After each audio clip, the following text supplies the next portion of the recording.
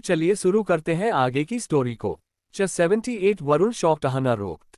अभी तक वरुण भी बिना सोचे अपना सर हाँ में हिला देता है। फिर उसे जब समझ आता है कि अहाना के कहने का क्या मतलब है तो खुशी के मारे उछलते हैं। कहता है, अरे क्या तू ये कह रही है कि तू अब फिर से नई कंपनी शुरू करने जा रही है?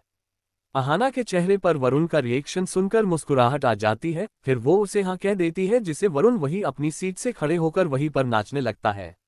अब आगे। इस समय वो अपने ऑफिस में था और उसे अचानक इस तरह अपनी कुर्सी से खड़े होकर पागलों की तरह नचते देखकर वहां मौजूद सारे कर्मचारी अजीब सी नजरों से वरुण की तरफ देखने लगते हैं। लेकिन वरुण को तो इस सब को कोई फर्क नहीं पड़ रहा था। वो तो बस अपनी बेस्ट फ्रेंड कम पार्टनर के साथ दोबारा से एक साथ कंपनी में काम करने के लिए उत्साहित था। अहाना कुछ देर तो उसे कुछ नहीं कहती है, बस अपना सर हिलाकर इसका कुछ नहीं हो सकता। जब अहाना को लगता है अब वरुण थोड़ा शांत हो गया है तो वो आगे कहती है, वैसे इतना उत्साहित होने की जरूरत नहीं है। हमें फिर से जीरो से शुरू करना होगा, तो मेहनत करने के लिए तैयार हो जाओ। वरुण चिल्लाते हुए अपनी उत्साहित आवाज में कहता है, कोई बात नहीं bro, I am full ready. बोलकर कॉल कट कर देता है।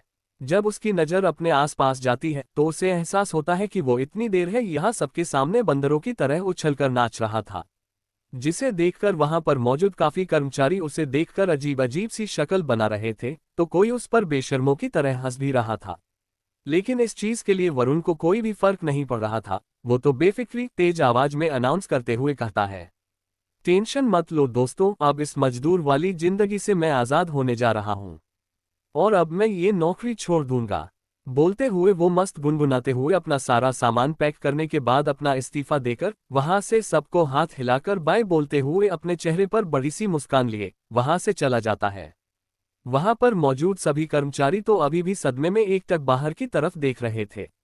उन्होंने पहली बार किसी इंसान को कंपनी को छोड़ने पर इतना खुश पहली बार देखा था। वो सब एक दूसरे के साथ खुसुर फुसुर करने लग गए थे। उन्हें तो इस वक्त वरुण बिल्कुल पागल लग रहा था। वहीं दूसरी तरफ अहाना ने अपने परिवार में सभी को अपने फैसले के बारे में बताया था। तो मिस्टर रॉय ने उससे कहा था कि अगर उसे किसी की भी मदद चाहिए होगी तो वो उसे पूरा सहयोग देंगे, और ऋषभ ने भी उससे मदद लेने के लिए कहा था। वैसे उन सब लोगों को बस यही लग रहा था कि अहाना अब अपनी ग्रेजुएशन के बाद कुछ नया ट्राई करना चाहती है। लेकिन उन्हें अहाना के इस फैसले में कोई दिक्कत नहीं थी, क्योंकि अगर उसका ये प्लान फेल भी हो गया तो पहला, इससे अहाना को अनुभव मिलेगा, और दूसरा, वो उसे रॉय कंपनी को ज्वाइन करने के लिए उसके बाद में मना भी लेंगे। क्योंकि पहले अहाना ने रॉय कंपनी को ज्वाइन के लिए बिल्कुल ही मन कर दिया था, और वे लोग चाहे कुछ भी क्यों ना कर ले फिर भी उसका निर्णय नहीं बदल पाएंगे।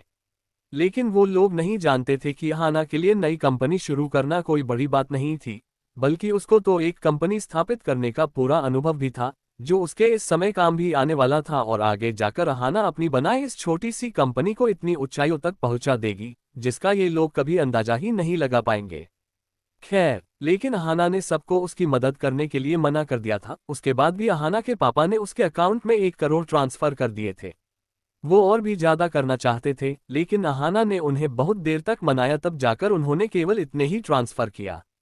लेकिन अहाना अपने भाई को नहीं रोक पाई थी, लेकिन ऋषभ ने भी उसे 1 करोड़ का ट्रांसफर किया था। अब अहाना को इस बारे में अफसोस हो रहा था कि क्यों उसने अपने माता पिता को इस बारे में बताया, लेकिन वो अब कुछ नहीं कर सकती थी, क्योंकि उसके पापा ने उससे बहुत इमोशनल ब्लैकमेल किया था कि उसे ना चाहते हुए भी इन रुपयों का इस्तेमाल करना ही पड़ेगा। अब तो अहाना को अपना अकाउंट देखने की भी हिम्मत नहीं हो रही थी। वो अचानक बिना कुछ किए करोड़पति हो गई थी। इन सब के बीच में कब एक हफ्ता निकल गया किसी को पता नहीं चला। इस एक हफ्ते में अहाना को बार बार सिद्धांत की बहुत याद आती थी, लेकिन सिद्धांत ने उसे कॉल करना तो दूर, उसे एक छोटा सा मैसेज तक नहीं किया था। उसे ये तो समझ आ गया था कि अब वो सिद्धांत से प्यार करने लगी थी, वो भी बहुत ज्यादा। इसलिए उसे इस तरह नजरअंदाज करे जाने पर काफी गुस्सा आ रहा था।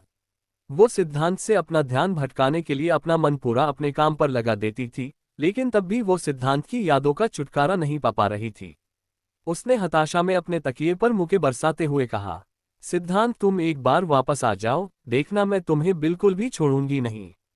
तुम्हारी हिम्मत कैसे हुई मुझे इग्नोर करने की, अब देखना तुम वापस आओगे तो मैं तुमसे बिल्कुल भी बात नहीं करूंगी।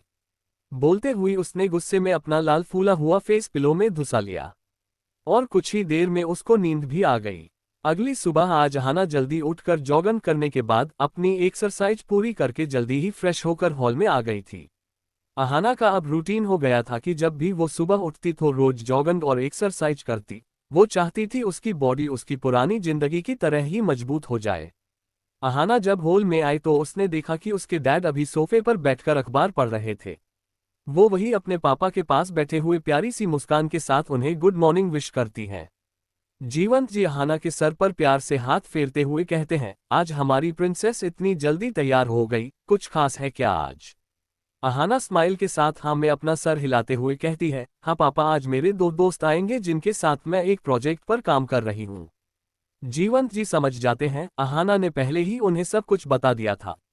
वो उसे गुड लक विश करते हैं और जल्दी ब्रेकफास्ट करने का बोलकर सीमा जी को आवाज लगाते हैं। कुछ देर बाद अहाना का room chess 79 game plan. Ahana smile के साथ हाँ में अपना सर हिलाते हुए कहती है, हाँ पापा, आज मेरे दो दोस्त आएंगे जिनके साथ मैं एक प्रोजेक्ट पर काम कर रही हूँ। जीवंत जी समझ जाते हैं अहाना ने पहले ही उन्हें सब कुछ बता दिया था। वो उसे गुड लक विश करते हैं और जल्दी ब्रेकफास्ट करने का बोलकर सीमा जी को आवाज लगाते हैं। कुछ देर बाद अहाना का रूम वरुण। अम्मा यार, रही ब्रीतू तो सच में अमीर हो गई। यार मैं सच में आज तुझसे रेसेल वाला ज्वेलस हो रहा हूँ, बोलकर वरुण अहाना के रूम के हर कोने पर घूम घूम कर देख रहा था और हर महंगी चीज को अपनी चमकती आंखों से देख रहा था। अब वरुण को देखकर ही पता चल रहा था कि क्यों दोनों बेस्ट फ्रेंड थे। अहाना ने जब वरुण का रिएक्शन देखा तो उसको बिल्कुल भी हैरानी नहीं हुई। जब वो सबसे पहले इस घर में आई थी उसका भी ऐसा ही रिएक्शन था। लेकिन रूम में ऐसा कोई और भी मौजूद था जो इस वक्त वरुण को अजीब तारीख से देख रहा था। वो कोई और नहीं बल्कि दिया थी, जो वरुण की अजीबोगरीब हरकतों को देखकर उसे अजीब तरह से देख रहा था रही थी। उसे समझ नहीं आ रहा था कि अनिका ने पता नहीं इस नमूने को कहाँ से ढूंढ लिया। और जब से वो लॉग रूम के अंदर आए थे तब से वो अनिका से इस तरह से चेप हो रहा था जैसे पता नहीं अनिका को कितने समय से जानता हो। वो वरुण को अजीब तरह से देखते हुए मन ही मन सोच रही थी, क्या ये वही इंसान है जो बाहर अहाना की फैमिली से बहुत ही सभ्य होकर मिला था? तब इस इंसान को देखकर एक पल के लिए दिया भी उससे इम्प्रेस हो गई थी कि आज के टाइम में भी कोई अपने से बड़ों की इतनी इज्जत करता हो और उनके पैर छूकर उन्हें विश करता हो। हालांकि मिडिल क्लास के लिए ये आम बात है, लेकिन अहाना जिस दुनिया में रहती थी वहां के युवा बच्चे कभी अपने से बड़ों को इतनी इज्जत नहीं देते। तो दूसरे के माता पिता की पैरों को छूना तो बहुत दूर की बात थी। इस वजह से अहाना के माता पिता भी वरुण से काफी इम्प्रेस थे और ऋषभ को भी उसका नेचर बहुत पसंद आया। कुल मिलकर घर में सभी की तरफ से वरुण के लिए हरी झंडी दिखा दिया था। यहाँ दिया को नहीं पता था कि वरुण भी एक मध्यमवर्गीय परिवार से था, लेकिन खुद की कंपनी शुरू करने के बाद और छोड़ने के बाद एक सामान्य कर्मचारी के रूप में भी उसने बहुत ज्यादा ही कमा लिया था, जिसे देखकर कोई नहीं कह सकता था कि वो कोई मिडिल क्लास इंसान था। लेकिन उसकी बातों और हरकतें जो केवल अहाना के सामने ही होती थी, यह उसे देखकर कोई भी कह सकता था अहाना और वरुण रियल यार थे। खैर, दिया अपना ध्यान फिलहाल वरुण से हटाकर अहाना की तरफ मुड़ते हुए उससे सवाल करने लगी, अही तो तू क्या कह रही थी किसो गेम को लॉन्च करने के बारे में? अहाना ने दिया की बात सुनकर एक्साइटमेंट में कहा, हम गेम एक ऐसा गेम लॉन्च करने जा रहे हैं जिसमें गन्स और फाइट के साथ साथ कुछ मिशन भी गेम में होंगे, जिसे गेमर्स अकेले या तो ग्रुप में पूरा कर सकते हैं। वैसे वो गेम कुछ पबजी जैसा है, लेकिन इसमें बहुत सारे टास्क दिए जाएंगे। अहाना ने आगे कहा, वैसे हमने पहले 3 साल तो इस गेम को बिल्कुल फ्री रखने का सोचा है और फिर कुछ घंटे के बाद हम कुछ चार्ज लगाएंगे जिसमें छोटे बच्चे इस गेम की लत भी न लगे और असली गेमर्स इसमें पैसा भी कमा सके। अहाना का इतना बढ़िया प्लान सुनकर दिया को तो विश्वास ही नहीं हो रहा था कि ये सब अनिका ने सोचा था। पहले तो उसे अहाना से कोई भी उम्मीद नहीं थी, लेकिन उसने इतनी बढ़िया और उतनी आगे की योजना को सुनकर अब तो दिया भी इस काम को करने के लिए बहुत उत्साहित थी। उसने अब सीरियसली अहाना के पीएलएसएन में शामिल होते हुए उससे गंभीर प्रश्न करना शुरू कर दिया, जैसे वो लोग कैसे और कब तक इस गेम को सभी प्लेटफॉर्म पर लॉन्च करेंगे और उनके इस गेम को विज्ञापन करने की रणनीति क्या होगी वगैरह वगैरह। इस वक्त वरुण भी अपनी मस्ती छोड़कर उनके गंभीर बिजनेस कन्वर्सेशन में शामिल हो गया। तब अहाना ने अपनी बात आगे बढ़ाई और कहा, हम सबसे पहले एक गेमर्स के ग्रुप को हायर करेंगे, फिर उनकी एक्सपीरियंस लेकर और गेम के फ्लॉस को दूर करने के बाद हम इस गेम को अलग अलग गेमर्स तक पहुंचाएंगे। फिर कुछ प्लेटफॉर्म्स में विज्ञापन के लिए कुछ इन्वेस्टर्स को जोड़ने के बाद इस गेम को लॉन्च करेंगे। अहाना का फुल प्रूफ प्लान सुनकर दिया अब खुद को और रोक नहीं पाए और उसने भी अहाना को उनके गेम को दिखाने को कहा। अहाना ने अपना गेम जिसका नाम एक्स था उसका एक छोटा प्रोमो दिया, जिसे देखकर दिया बहुत ज्यादा इम्प्रेस हुई। उसने अहाना की अपनी इम्प्रेस्ड आवाज में पूछा, वैसे तुम्हें ये गेम कहाँ से मिला और इसे किसने बनाया है? अहाना ने स्माइल करते हुए वरुण की तरफ देखा तो दिया उसका इशारा देखकर हकी बकी रह गई। वो अब तक जिसे बेवकूफ समझ रही थी वो तो एक जीनियस निकला। हालांकि वरुण ने ये गेम अकेले नहीं बनाया था, बल्कि इसमें अहाना का भी हाथ था। लेकिन अहाना अपनी असली पहचान छिपाने और लोगों को शौक ना देने के लिए इस झमेले को सीधा उस पर ही थोप रही थी, जिससे वरुण को भी कोई समस्या नहीं थी। उसे तो अहाना के साथ काम करने के लिए उसकी सारी शर्तें जो मंजूर थी। दिया की प्रशंसा से भरी नजरों को देखते हुए वरुण ने स्टाइल से अपने कॉलर को चढ़ाते हुए अहाना की तरफ देखा तो अहाना ने उसके सर पर टिपली मारते ही कहा, अब बस कर, ज्यादा चने के झाड़ पर चढ़ने की कोई जरूरत नहीं है। यहाँ वरुण ने फाइनली अहाना के सामने थोड़ा शो ऑफ करने का मौका मिला था, जिस पर अहाना ने पानी फेर दिया। वो बेचारा इत्तुसम मुंह लेकर सोफे पर चुपचाप बैठ गया। यहाँ दिया, जो अब तक वरुण को अपनी प्रशंसा भरी आंखों से देख रही थी, वरुण की हालत देखकर वो अपनी हंसी नहीं रोक पाए और दोनों ही लड़कियां वरुण पर जोर जोर से हंस रही थी। तीनों ने खूब सारी मस्ती करने के बाद आखिरकार अलग अलग कमरों में जाकर सो गए। अहाना ने दोनों को कुछ दिनों के लिए अपने घर पर ही रोक लिया था, क्योंकि उन्हें काम के चक्कर में बार बार मिलना होता था, लेकिन एक साथ बाहर भी जाना होता। खैर, अगले दिन चएटी रेजादा फैमिली तीनों ने खूब सारी मस्ती करने के बाद आखिरकार अलग अलग कमरों में जाकर सो गए। अहाना ने दोनों को कुछ दिनों के लिए अपने घर पर ही रोक लिया था, क्योंकि उन्हें काम के चक्कर में बार बार मिलना होता था, लेकिन एक साथ बाहर भी जाना होता। खैर, आफ्टर 1 वीक, शाम का वक्त। आज सुबह से अहाना का मन उसके काम पर नहीं लग रहा था। उसको बार बार पता नहीं क्यों अपने दिल में एक अजीब सी हलचल महसूस हो रही थी। ऐसे तो इस 1 महीने में उसे हर पल सिद्धांत की याद कई बार आई थी, लेकिन वो बेचारी भी क्या कर सकती थी। सिद्धांत की उस आखिरी मुलाकात के बाद उसका सामने से एक बार भी कॉल नहीं आया था। हालांकि वो दोनों कभी कभी मैसेज पर एक दूसरे का हालचाल ले लिया करते थे, लेकिन ये बातचीत ना के ही बराबर थी। हालांकि वो इस बात से कहीं ना कहीं सिद्धांत से नाराज भी नहीं हो सकती थी, क्योंकि उसने पहले ही ये बता दिया था, जहां वो जा रहा है वहां पर नेटवर्क का बहुत इश्यू है। इसीलिए वो लोग चाह कर भी कॉल पर बात नहीं कर सकते थे। पर आज पता नहीं क्यों उस हर दिन के मुकाबले सिद्धांत की याद कुछ ज्यादा ही आ रही थी। उसे बार बार ऐसा एहसास हो रहा था कि सिद्धांत उसके करीब ही हो। आखिरकार तंग आकर वो अपने कमरे से निकलकर हॉल में बैठ गई और अपना ध्यान भटकाने के लिए सोफे पर बैठकर अपना मोबाइल चलाने लगी। रॉय हवेली के में गेट पर एक आलीशान कार वहां आकर रुकी और उसमें एक हैंडसम और लंबा फिगर कार का गेट खोलकर और अपने हाथों में खूबसूरत लाल गुलाबों के बोके लेकर कार से बाहर निकलता है। इस वक्त उसके चेहरे पर हल्की थकावट थी, लेकिन उसके हैंडसम एंड अट्रैक्टिव लुक की वजह से कोई भी उसकी थकावट को नोटिस नहीं कर सकता था। कार से निकलते ही उसका परफेक्ट और भावहीन चेहरा थोड़ा सामान्य हो जाता है। जो कोल्डनेस उसकी आंखों में हमेशा बनी रहती थी वो अब थोड़ी सी कम हो चुकी थी। रॉय परिवार के बाहर खड़े गार्ड्स जब अपने सामने किसी इतने मजबूत व्यक्तित्व वाले इंसान को देखते हैं तो पहले तो एक पल के लिए उसका ऑरा देखकर वो थोड़ा दूर डर जाते हैं, लेकिन जैसे ही वो उस आदमी का जाना पहचाना चेहरा देखते हैं वो सम्मान के साथ अपना सिर झुकाकर उसे आगे जाने के लिए गेट खोल देते हैं। वही सिद्धांत पहली बार अकेले बिना अपने असिस्टेंट और किसी ड्राइवर के रॉय मैंशन आया था। उसे अहाना से मिलने की इतनी ज्यादा जल्दी थी कि उसने पूरे 3 महीने का काम 1 महीने खत्म कर दिया।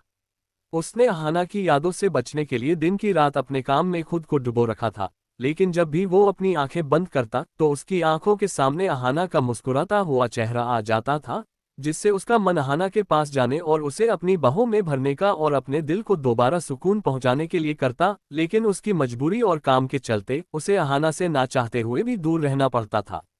वही समर्थ जब अपने रोबोटिक बॉस को इस तरह बिना एक पल ब्रेक लिए नॉनस्टॉप काम करते हुए देखता है तो उसे अपने बॉस की चिंता होने लगती है, क्योंकि पहले भी सिद्धांत एक रोबोट की तरह ही काम करता था, लेकिन वो कभी खुद को इतना ज्यादा पुश नहीं करता था। अगर इस वक्त सिद्धांत की जगह कोई आम इंसान होता तो वो कब एडमिट हो चुका होता। खैर, उसने अपने फर्ज को निभाते हुए और बॉस की चिंता के चलते परिवार के वरिष्ठ मुखिया और सिद्धांत के दादाजी को सारी बात बता दी, जिसे सुनने के बाद उसे भी सिद्धांत के साथ इंडिया जाने के लिए कहा और हाँ, ये भी कहा कि वो जल्दी ही फैमिली मीटिंग रखने वाले हैं जिसमें उनके परिवार के सारे मेंबर होंगे। वैसे वो पहले भी सिद्धांत की शादी ज्यादा खुश नहीं थे, क्योंकि सिद्धांत की शादी के बाद भी उसमें कोई बदलाव नहीं आया था। लेकिन कुछ दिनों में सिद्धांत की जिंदगी में बहुत सारे बड़े बदलाव हुए, जिसके बारे में वो सिद्धांत और सिद्धांत के मम्मी पापा से आमने सामने बात करना चाहते थे और अपने सभी बच्चों से एक बार फिर मिलना चाहते थे। रेज़ाडा फैमिली का शॉर्ट इंट्रोडक्शन। ऐसा के शीर्ष कंपनियों की सूची में शीर्ष 3 पर है ये। इनके परिवार के बहुत बड़े बड़े और अलग अलग व्यवसाय हैं। वैसे इनकी इतनी बड़ी फैमिली के सभी बिजनेस हैं और इनके बारे में केवल बड़े बड़े बिजनेसमैन ही जानते थे। इनकी पहचान बहुत ज्यादा गुप्त थी, जो कोई आम आदमी तो बिल्कुल भी नहीं जान सकता था। यहाँ तक कि किसी को भी इनके किसी भी परिवार के मुखिया की फोटो न ही उसका चेहरा अभी तक देखा हुआ था। ये दुनिया की नज़र में भारत के टॉप बिजनेसमैन थे, इससे ज्यादा कुछ नहीं। इनके बिजनेस चाहे वो होटल, मॉल, विकास, निर्माण, अलग अलग तरह के कारखाने, ज्वेलरी आदि। लेकिन इनका सबसे बड़ा व्यवसाय हथियार और आर्मी का है। रायजादा परिवार की अपनी एक पूरी आर्मी है। अगर वो चाहे तो एक पूरे देश को जीत सकते हैं। उनके एक फैसले से केवल भारत का ही नहीं बल्कि दुनिया की बहुत सारी कंट्रीज का तख्ता पलट हो सकता है। अब इनके पास इतनी शक्तियां हैं तो इनका परिवार भी बहुत बड़ा है, जिनके अंतर्गत छोटी छोटी उप परिवार है, लेकिन इनसे जुड़ा कोई भी आदमी करोड़ों की कंपनी का मालिक है। और रेज़ाडा परिवार के नए मुखिया हमारे स्टोरी के हीरो सिद्धांत रेज़ाडा, एज 26। दादाजी विशंबर रेज़ाडा 75। डैड चिरंजीव रेज़ाडा 47। मॉम काव्या रेज़ाडा 45। बड़े चाचा सूरज रेज़ाडा 50। उनके बड़े बेटे हर्षवर्धन रेज़ाडा .30 इंडियाज प्रेसिडेंट। उनकी छोटी बेटी अमृता रेज़ाडा 24 बिजनेस क्वीन। छोटे चाचा मोहित रेज़ाडा 45। इनका इकलौता बेटा Aditya Rezada 23 famous actor. Back to story. Ahana अपने मोबाइल में इतनी ज्यादा व्यस्त हो गई कि उसे एहसास ही नहीं हुआ कि कोई कब से कोई मेन गेट के पास खड़े होकर एक टक बिना अपनी पलक झपकाए प्यार भरी नजरों से अहाना को ही देख रहा था। वो अभी अपने मोबाइल में ही व्यस्त थी कि ऋषभ, जो अभी अपने कमरे से बाहर निकला था, वो सिद्धांत को गेट पर खड़े देखकर, अरे सिद्धांत, मतलब जीजू, आप वहां क्यों खड़े हैं, अंदर आ जाएं। सिद्धांत तो ऋषभ की बातों को पूरी तरह इग्नोर करते हुए अब भी अहाना को एक टक देखने में ही व्यस्त था। वही अहाना ने जब ऋषभ की आवाज सुनी तो उसने सर उठाकर जैसे ही गेट पर खड़े सिद्धांत की तरफ देखा तो उसकी आंख सिद्धांत की आंखों से जा मिली, जो एक टक अपने प्यार भरी नजरों से कब से उसे ही देखे जा रहा था। यहाँ तक कि उसने ऋषभ की बात को कोई जवाब भी नहीं दिया। अहाना जैसे ही अपने सामने सिद्धांत को खड़ा देखती है, एक पल के लिए उसे ऐसा लगता है कि जैसे वो कोई सपना देख रही हो। वो भी खड़े होकर एक टक सिद्धांत की आंखों में देखने लगती है। इस वक्त अहाना की आंखों में सिद्धांत के लिए बहुत सारे इमोशन नजर आ रहे थे, जिसे शायद सिद्धांत भी समझ रहा था। उसने अहाना को देखते हुए एक पल के लिए भी अपनी पलक तक नहीं झपकाई थी। 81 चैप्टर 81। सिद्धांत तो ऋषभ की बातों को पूरी तरह इग्नोर करते हुए अब भी अहाना को एक टक देखने में ही व्यस्त था। वही अहाना ने जब ऋषभ की आवाज सुनी तो उसने सर उठाकर जैसे ही गेट पर खड़े सिद्धांत की तरफ देखा तो उसकी आंख सिद्धांत की आंखों से जा मिली, जो एक टक अपने प्यार भरी नजरों से कब से उसे ही देखे जा रहा था। यहाँ तक कि उसने ऋषभ की बात को कोई जवाब भी नहीं दिया। अहाना जैसे ही अपने सामने सिद्धांत को खड़ा देखती है, एक पल के लिए उसे ऐसा लगता है कि जैसे वो कोई सपना देख रही हो। वो भी खड़े होकर एक टक सिद्धांत की आंखों में देखने लगती है। इस वक्त अहाना की आंखों में सिद्धांत के लिए बहुत सारे इमोशन नजर आ रहे थे, जिसे शायद सिद्धांत भी समझ रहा था। उसने अहाना को देखते हुए एक पल के लिए भी अपनी पलक तक नहीं झपकाई थी। अहाना ऋषभ की आवाज सुनकर आखिरकार अपने होश में आती है, जो सिद्धांत को देखकर अपने मॉम डैड को बुलाने के लिए आवाज लगाते हुए वहां से दूसरी मंजिल पर चला गया था। कहीं ना कहीं ऋषभ को उन दोनों की ये हालात देखकर समझ आ गया था कि इस वक्त वो कबाब में हड्डी बन गया है। वही ऋषभ के वहां से जाते ही सिद्धांत बिना एक पल के लिए अपनी आई कांटेक्ट तोड़े अहाना की तरफ ही बने लगा और जाकर उसके ठीक सामने खड़ा हो गया। अहाना को अभी एक तक खुद में खोया हुआ देख सिद्धांत की आंखों में चमक आ गई और वो अपनी मुस्कान को कंट्रोल करते हुए धीरे धीरे अहाना के चेहरे के करीब आकर उसकी कानों में अपनी मैग्नेटिक स्लो वॉइस में कहता है, क्या तुम्हें मेरी इतनी याद आ रही थी कि तुम मुझसे अपनी नजर नहीं हटा पा रही हो जान। अहाना बेख्याली में सिद्धांत को एक टक देखते हुए हाँ में अपना सर हिला देती है, जिसकी वजह से सिद्धांत के होठों पर अट्रैक्टिव स्माइल आ जाती है। अहाना अपने होश में आते हुए और हैबडेट हुए सिद्धांत से एक कदम पीछे होकर कहती है, तुम कब आए और क्या बोल रहे थे तुम। मैंने नहीं, मैंने तुम्हें बिल्कुल भी मिस नहीं किया। ये बोलते हुए अहाना स्टाइल मारते हुए अपने बाल झटक कर सिद्धांत की तरफ देखने लगती है, जिसकी वजह से सिद्धांत का दिल उसकी इस अदा पर और फिदा हो जाता है। वो अहाना के करीब आते हुए, पर मैंने तो तुम्हें बहुत मिस किया। सिद्धांत की आवाज इस वक्त इतनी ज्यादा सेड्यूसिंग लग रही थी कि अहाना के तो उसकी आवाज सुनकर रोंगटे ही खड़े हो गए। सिद्धांत के इस तरह कहने की वजह से अहाना के कान शर्म की वजह से हल्के हल्के गुलाबी हो गए थे। उसे सिद्धांत से इतनी मीठी मीठी बातें सुनने की आदत जो नहीं थी, और वह कभी कल्पना भी नहीं कर सकती थी कि सिद्धांत इस तरह कभी उसके साथ फ्लर्ट भी कर सकता है। इसलिए उसकी बातें सुनकर वो उससे नजर नहीं मिला पा रही थी। उसने शर्म से अपनी पलकें नीचे करके ली थी। अहाना अपने मन ही मन मेरे सिद्धांत को जी भरकर सुना रही थी। ये सिद्धांत इस बात को नॉर्मली भी तो कह सकता था, आखिर इसे हुआ क्या है। वहीं जहां अहाना सिद्धांत को कोस रही थी, वहीं सिद्धांत अहाना को उस तरह से शर्माता हुआ देख उसका मन कर रहा था कि वो यही हाय अहाना को टाइटली हक करे और उसके लिप्स पर किस कर ले। लेकिन वो इस वक्त कहाँ खड़ा था, इस बारे में सोचकर उसने किसी तरह खुद को कंट्रोल किया, लेकिन उसकी नज़र बार बार अहाना की लाल सॉफ्ट लिप्स पर और उसके लाल हो चुके कानों की तरफ ही जा रही थी, जिसे देखकर उसका मन उन्होंने धीरे से बाइट और किस करने का कर रहा था। वो समझ नहीं पा रहा था कि केवल 1 महीने की दूरी और वो अहाना के लिए इस हद तक पागल हो गया है, लेकिन वो अभी चाहकर भी उसके करीब जाने से खुद को रोक सकता था। उसे अहाना इस वक्त इतनी ज्यादा क्यूट लग रही थी कि उसका तो मन कर रहा था कि वो उसे कहीं छुपा ले, और उसके अलावा अहाना की वो क्यूटनेस कोई और ना देख पाए, वरना वो भी उसकी ही तरह अहाना के प्यार में पागल हो जाएगा, जो वो बिल्कुल बर्दाश्त नहीं कर सकता था। सिद्धांत किसी तरह खुद को नियंत्रित करते हुए अपने हाथों में पकड़ा हुआ बुके अहाना को थमाते हुए स्लोली, मुझे नहीं पता कि अब तुम्हें ये गुलाब पसंद है या नहीं, लेकिन मेरी पत्नी के लिए उसके पति की तरफ से पहला तोहफा है। मैं नहीं चाहता कि हमारे इस नए सफर की शुरुआत बिल्कुल भी अनरोमांटिक हो। वही अहाना तो सिद्धांत की बात सुनकर उसे शौक में देख रही है। उसे तो पहले ही पता था सिद्धांत कितना पत्थर दिल और रूड इंसान था, जो केवल हमेशा उसके सामने अपने थोड़े बहुत इमोशन शो करने लगा था, लेकिन तब भी उसने कभी अपने सपनों में भी नहीं सोचा था कि सिद्धांत जैसा इंट्रोवर्ट और कम बोलने वाला इंसान भी उसे कभी रोज भी गिफ्ट कर सकता है। भले ही ये दूसरे कपल्स के लिए नॉर्मल सी बात होगी, लेकिन हर कोई जानता था कि सिद्धांत को इस सब की कोई समझ नहीं, यहाँ तक कि उसे इस तरह का दिखवा भी बिल्कुल पसंद नहीं, और रेड गुलाब उसे तो उन्होंने देखकर हमेशा चिढ़ होती थी। तो क्या यही आदमी आज उसके लिए लाल गुलाब लेकर आया था? अहाना को ये तो याद नहीं था कि असली अहाना को लाल गुलाब पसंद थे या नहीं, लेकिन उसे तो गुलाब और उसकी खुशबू बहुत पसंद थी, हर आम लड़की की तरह। लेकिन एक अनाथ होने की वजह से कभी किसी ने उसकी इतनी केयर नहीं की, और ना ही उसे इतना लाड़ प्यार किया किसी ने भी। जब वो राज के साथ रिश्ते में भी थी तो राज ने कभी उसे गुलाब नहीं गिफ्ट किया, बल्कि वो हमेशा जब भी उसके साथ अकेले होता था तो वो उसके फैक्ट्री क्लोज आने की कोशिश करता, और उसके मना करने के बाद उससे अपना काम करवाकर कोई भी बहाना बनाकर उसे हमेशा अकेला छोड़कर चला जाता था। अहाना को कभी कभी ये भी ज्यादा महसूस होता था कि वो कोई रिश्ता था भी या नहीं। सिद्धांत जब उसे कहीं खोया हुआ देखता है तो उसे लगता है शायद अहाना को उसका रोज गिफ्ट करना शायद पसंद नहीं आया।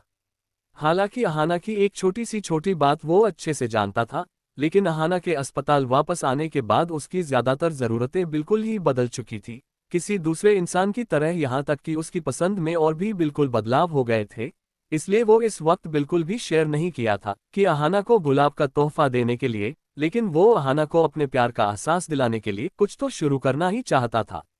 लेकिन उसे क्या पता था उसकी ये छोटी सी शुरुआत ही गलत होगी। सच में सिद्धांत के चेहरे पर अब तक जो ब्राइट स्माइल थी वो बिल्कुल ही गायब हो गई थी, और धीरे धीरे उसकी आंखों की चमक भी धुंधली पड़ गई। सिद्धांत अपने बुझे हुए अंदाज में, मुझे माफ करना, मुझे नहीं पता था। अभी सिद्धांत अपनी बात कह ही रहा था कि अहाना अपने ख्यालों की दुनिया से बाहर आई और सिद्धांत का चेहरा मुरझाया हुआ और उसके हाथों को नीचे होते हुए देखकर वह हदापते हुए कहती है, अरे ये तुम क्या बोल रहे हो, मुझे ये गुलाब बहुत पसंद है। ऐसा बोलते हुए वो एक हाथ से गुलाबों की खुशबू लेते हुए सिद्धांत की तरफ एक प्यारी सी मुस्कान से देखने लगती है, जिसकी वजह से सिद्धांत के उदास दिल में भी गुलाब खिल जाते हैं। अभी वो दोनों लव बर्ड्स एक दूसरे में ही बिजी थे कि तभी घर के सभी लोग एक साथ हैं हॉल में इकट्ठे हो जाते हैं। सिद्धांत एक एक करके उन सब से मिलता है और रात का डिनर करने के बाद वो आज रात के लिए अहाना के घर में उसी के कमरे में रुकने के लिए तैयार हो जाता है। अहाना का कमरा दूसरी मंजिल पर ऋषभ के कमरे के विपरीत दिशा में था और उसके बीच में एक बड़ा सा हॉल बना हुआ था। सिद्धांत के फ्रेश होने के बाद वो वॉशरूम से निकलते हुए बाथरोब पहनकर अपने गिले बालों को एक हाथ से पोंछते हुए बाहर आता है। उसे अहाना बिस्तर पर उसी का इंतजार करते हुए बैठी मिलती है और उसने अपने कपड़े चेंज कर लिए थे और हमेशा की तरह उसने शॉर्ट्स और लूज सी टी शर्ट पहनी हुई थी। दरवाजा खोलने की आवाज सुनकर जैसे ही अहाना पलटकर उस तरफ देखा तो एक पल के लिए उसकी नजर वहीं अटक कर रह गई। इस वक्त सिद्धांत अपने भीगे बालों को अपने एक हाथ से तौलिए को सुखा रहा था। उसके ब्रॉड मसल्स पूरे भीगे हुए थे, जो बाथरोब के ढीले होने की वजह से साफ साफ नजर आ रहा था। उस पर पानी की छोटी छोटी बूंदें इस तरह चमक रही थी जैसे छोटे मोटी। शिवाय के इतने हॉट और अट्रैक्टिव लुक को देखकर अहाना का गला उसे सूखता हुआ महसूस हो रहा था। वो अपनी लाल हुई आंखें से एक तक सिद्धांत के खुले सीने की तरफ ही देख रहा था। वही सिद्धांत को जब अपने ऊपर किसी की लगातार नजरें महसूस हो रही थी तो उसने अपना सर उठाकर देखा और अहाना की आंखों को अपने सीने को इस तरह देखता देख उसके होठों पर एक शरारती मुस्कान आ गई। वो बिना अहाना को परेशान किए चलते हुए उसके और करीब जाता है और अहाना की कानों के पास अपनी मैग्नेटिक धीमी आवाज में, बीवी मुझे नहीं लगी था कि तुम मेरा हॉट लुक देखकर कभी पिघलोगी भी, लेकिन तुम चिंता मत करो, आई एम ऑल योर्स। बोलते हुए उसने हल्के से अहाना की कानों पर बाइट कर लिया जिससे अहाना अपने होश में वापस आ गई। जब उसको एहसास हुआ कि सिद्धांत ने उसी इस तरह से टाटे पकड़ लिया है तो उसका मन ही मन कर रहा था कि वो यहाँ पर गड्ढा खोदकर खुद को उसमें पूरी तरह से खुद को ले। अहाना सिद्धांत को खुद से दूर करते हुए अपने सॉफ्ट हाथों से उसके खुले सीने पर रखते हुए उसे पीछे पुश करते हुए हैडी बीडेट हुए कहती है, क्या कौन तुम्हारे हॉट लुक पर फिसल रहा है? मैं तो उद्धरण चिन्ह। बोलते हुए अहाना अपने शर्म के लाल के साथ सिद्धांत को खुद दूर करने की कोशिश कर रही थी। उसे समझ नहीं आ रहा था कि आखिर वो कहे भी तो क्या। वही सिद्धांत अहाना को इस तरह घबराया हुआ और उसका शर्म से लाल हुआ चेहरा देखता है तो अपने हाथों को अहाना के मुलायम छोटे हाथों को अपनी ओपन चेस्ट के ऊपर ही थमते हुए उसके ऊपर झुकते हुए, बीवी अगर तुम्हें इतना ही इन्हें महसूस करने का मन हो रहा था तो तुम्हें इस तरह का बहाना बनाने की कोई जरूरत नहीं है। बोलते हुए वो अहाना के हाथों को उसी तरह पकड़ते हुए टीजिंग स्माइल के साथ अपने बाथरोब की नोट जो हल्की ही बंधी हुई थी उस तरफ ले जाने लगता है। सिद्धांत की इस हरकत से अहाना का दिल इतनी जोरों से धड़क रहा था कि उसे लग रहा था उसका दिल कहीं उछलकर उसके मुंह में ही ना आ जाए। वो लगाभाग हड़बड़ाते हुए, तुम ये क्या कर रहे हो? सिद्धांत मुस्कुराते हुए बेशर्मी से अहाना की आंखों में आंखें डालकर देखते हुए, तुम्हारी इच्छा पूरी कर रहा हूं। अनिका तो सिद्धांत की बात सुनकर लगभग पागल ही होने वाली थी, लेकिन उसकी लगातार हरकतों की वजह से उसके मुंह से कुछ निकल ही नहीं रहा था। वो बस चिल्लाते हुए, तुम। तब तक सिद्धांत ने अपना बाथ रॉब अनिका के हाथ से पूरा खोल दिया था, जिसकी खुली मांसल छाती और उसके 8 पैक एब्स उसके सामने पूरी तरह से शो हो रहे थे, जिसे देखते ही अहाना की तो सांस ही उसके गले में अटक गई थी। वो तो तब तक भूल ही गई थी कि आखिर वो कहने क्या वाली थी। वो बस एक तक सिद्धांत की नेकेड ऊपर बॉडी को देखने में व्यस्त थी। वही सिद्धांत अहाना को इस तरह खुद को देखते हुए पाता तो उस पहली बार अपने शरीर पर गर्व हो रहा था, वरना अपनी ट्रेनिंग के चलते उसमें कितने सारे नियमों का सख्ती से पालन करना पड़ता था। पर आज अहाना को इस तरह उसकी बॉडी को अडॉप्ट करते देख उसे अपनी वो सारी टफ ट्रेनिंग भी लायक लग रही थी। Thanks for watching my friends.